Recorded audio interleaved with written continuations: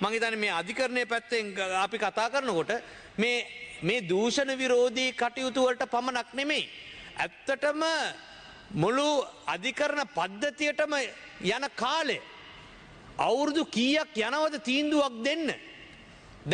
දැන් මහින්දානන්ද අමාත්‍යවරයාගේ එක වුණත් අවුරුදු 10ක් ගියා. දැන් ඒක නෙමෙයි වෙන නඩුවක් කිව්වා කියමුකෝ. වෙන නඩුවක් වුණත් අවුරුදු 10 20 යන විශාල කාල සීමාවක් යනවා මේ අධිකරණවල තීන්දුවක් ගන්න.